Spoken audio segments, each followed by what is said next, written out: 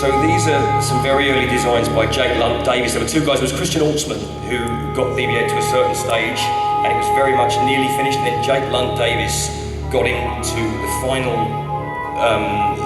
the final face and the panels that you see. And this was some of his ideas on how this would be puppeteers. Some of these are physically impossible.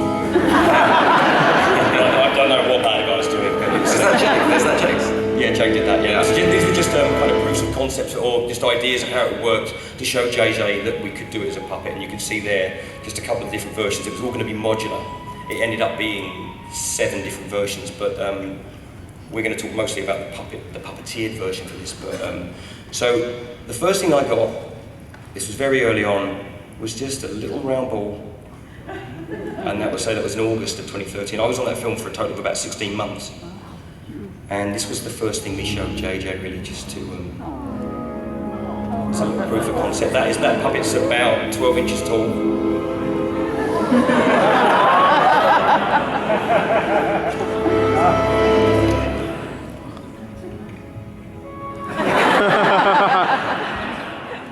And I'm just wearing black there. You can see how that all works, and it was just how he would move, and just to kind of start on the vocabulary of movement for him. And it's true to say, both testament to Kathleen, JJ, and Neil Scanlon, excuse me, is all this stuff is vitally important. You know, background, learning, process work, and just really, really drilling down into how this stuff can and could happen. And there's many, many different versions and lots of footage of different things in different versions. But it's important, right? Yeah, totally. Very important. I mean, we don't just do it. So here we are. This is the first version of the BB-8 puppet. Now that's very much just an upscale version of the little one you just saw. And at this point, I think I've got everything here. I've got the head, left and right, pitch and roll, and you were running the face. Yes, and frame right is Josh Lee. That's Josh Lee. He built BB-8. Dad. Yeah. That guy. He is mild-mannered, brilliant Josh Lee. So that was going to kill me, that version, because I was too low down, the back wasn't working. So then they put these long rod system on it, and we started to work on a walk and how we haven't got a proper working head on here at the moment. But so we were just working how the body would rock left and right, because there's Dave doing it there. Oh yeah, that's Dave's legs. So as you can see, we're pumping one of the rods there, and that's making the axle go up and down, and that's what helps the optical illusion on BB-8 when the pattern's on there. That's what makes him look like he's spinning in all directions, where actually he's really only going forwards. Huh? But that's again a design thing. When Jake put the original designs together for the body after Christian Altsman did the original design, if he'd put 10 squares on there, or 10 hexagons, or 10 similar shapes, they just don't translate as movement. It just becomes a big blur of mess. That's why they're very distinctive and different patterns on each panel. So we're working on different walk cycles here, fast ones, slow ones. It was going that fast because we then did this practically. I mean, this is a digital one here. But the very first shot you ever saw of BB-8, everybody assumed it was digital. That's me pushing it through the desert while Dave's hanging on the back of a camera car trying to hit an eye line. So then we started with this is all again, this is us trying to do obstacles and just see how fast we get. Dave's now got the head there, he's got left and right. And I made those rubbish patterns on his body as well. Yeah, just to see how it would move. I think it was a bit slippery here at one point as well, because there you go, that's it. So we also knew there were various things he had to do and emotions he had to give, and so we just started to work on how you can make half a ball and a ball be alive and kind of have it. It's like any puppet though, it has to have intention, it has to have focus, and you have to kind of just find out what it does, what it looks good doing and what it doesn't look so good doing, and then keep away from the stuff it doesn't look good doing. So, and that is Q stage, where Daisy Ridley had a fight with Adam Driver at the end of the movie, but the set was being built at that point. I'm just trying to get away from the first order. Could you tell us where the base is? I'll get you there first. Deal? Droid, please. Right, let's try. This is all so the where's your puppet. base? On the intel. We'll talk about that in a minute as well. The Ilenium system. Yeah, the Ilenium system, that's the one. Get us there as fast as you can. I'll drop you to it for the intel. And that's ILM at the end there. Yeah, ILM did the sort of, yeah. So then we had to make him look a bit sad and leave, and just it's again these are just little exercises in emotions and how we had 2 weeks to play with him and just to see what he did and what he could do, what he couldn't do. And the movie was, a lot of people know this, I don't know if it's online, it probably is. The movie was shot chronologically.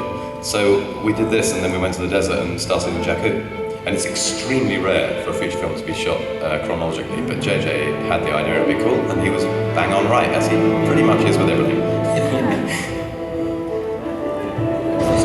So this was a live shot we did. Live shots, but that we got one go at that. We were in the middle of the night in the desert, and they went, right, push that up there, and there's going to be an explosion. They didn't tell us what explosion that was going to be. I felt that on the back of my neck. So I'm sort of lying in the sand dune, pushing it up and over. And Neil Scanlon operated that. Yeah, the little thing thing that came out. That was Neil. Which is very good. First order. She crashed. Again, it's the sad thing we were looking at.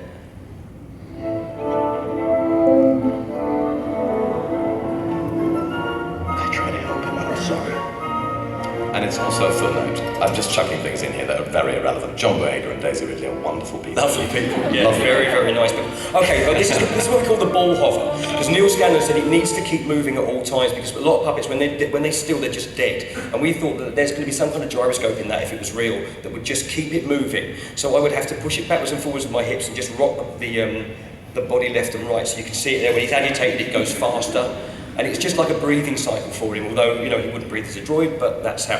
Now, this is the second day we ever went to Abu Dhabi, and it's the first time I've tried it in sand. And this was about 2 days before we started shooting. Yeah, and I had a bit of a freak out in the heat on this day. Yeah. It's very hot out there, folks. It is very hot out there. It was 54 degrees, I think.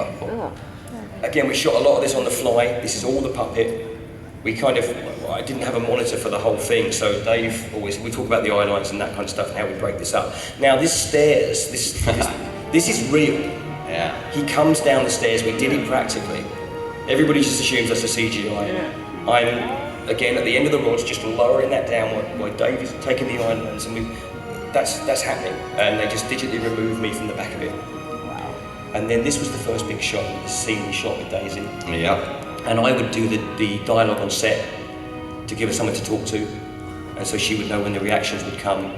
And this was the point we decided this is the point I think the crew decided they liked BB-8. Because you know we didn't really know. You don't really know when you get these things. And the UK crews, they've done Bond movies and Batman movies and Bourne movies, and if they don't like you, you kind of know. Oh, you know, you don't kind of know. Like, that's a bit rubbish, boys. What's that? They can hate that. One of them came over and went, yeah, we really like that robot when you bring it on, Brian. That makes us laugh a lot. Yeah, we like it when you not turn up. So,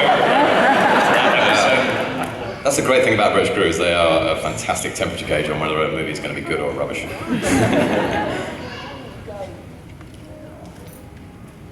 It's very cool. And also, no CG desert there. That's all real. Really deep desert. Qasr El Sarab in Abu Dhabi. Abu Dhabi, yeah. Amazing place.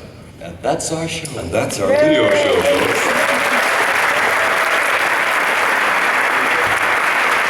And I've got the head, I've got pitch and roll on the head, so I can make it go forwards and backwards, and I can make it go side to side.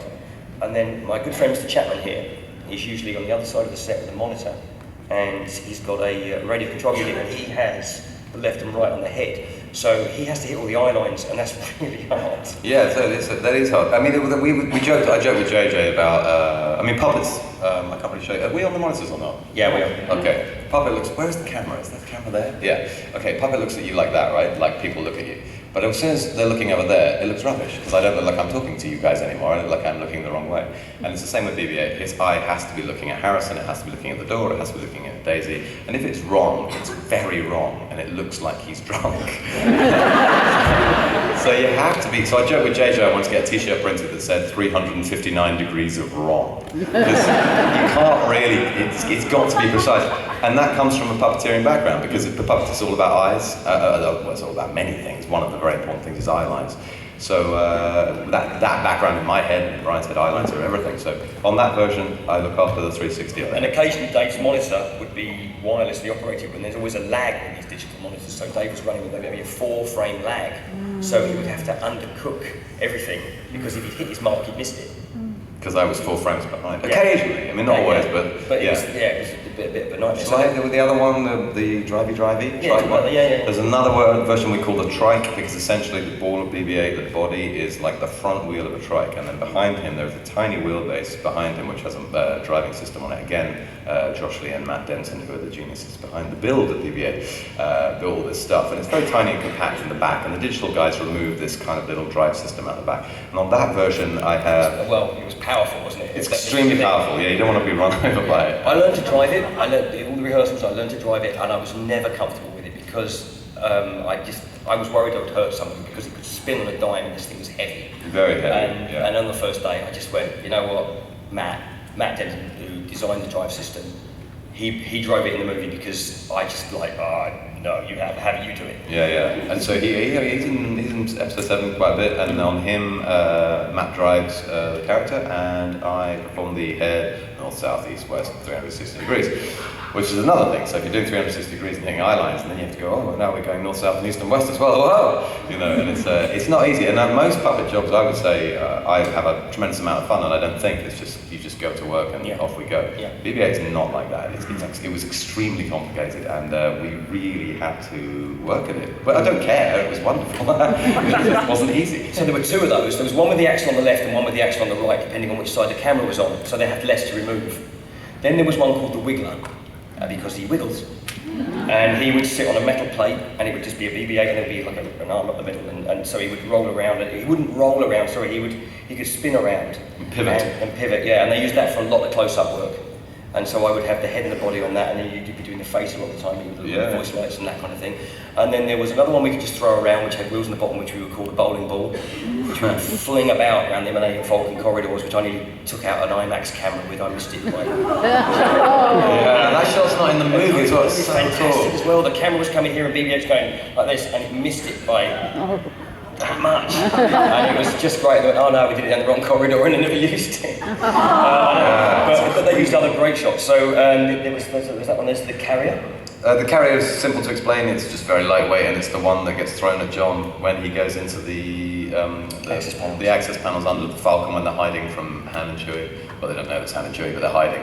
And obviously John gets one thrown on him. It's just very light. It looks exactly the same. And then the last one was the bomb release one, which is, again, a lightweight one, head turned, and it had a hook in its head that if you pushed a button, it would release the hook. So that's the one that goes up and down in the X-Wings.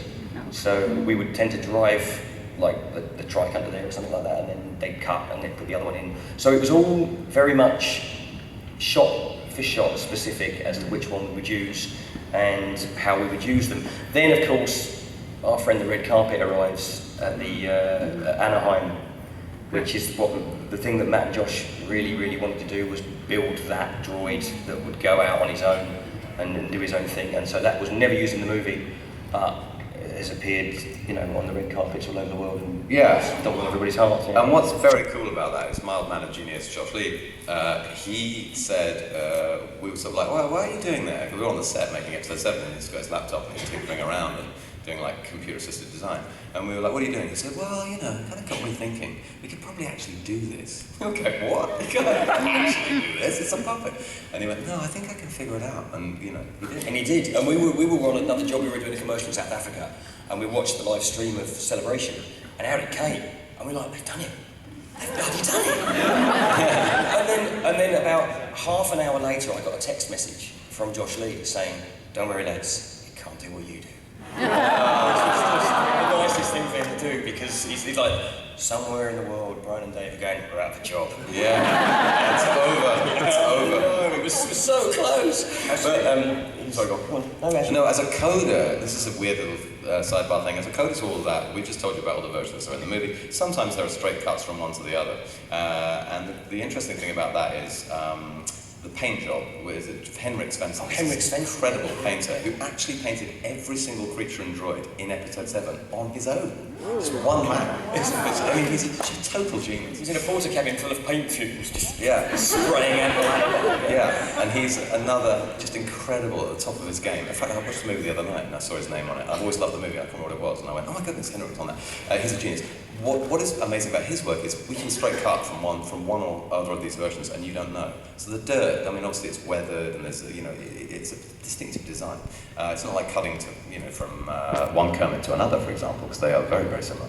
But BB-8's weathered, and I think it's a great testament to Henrik's skills. And the other, there were so many people involved. There was Giles Hannigan, and then there was like Kenny and the guys from the mold shop. Because a lot of them came up with it was a new coating. They had to find this special rubber that wouldn't fade in the sunlight and could take a knock and just wouldn't dent, because once that thing starts denting, you have to replace it so it looks the same every time.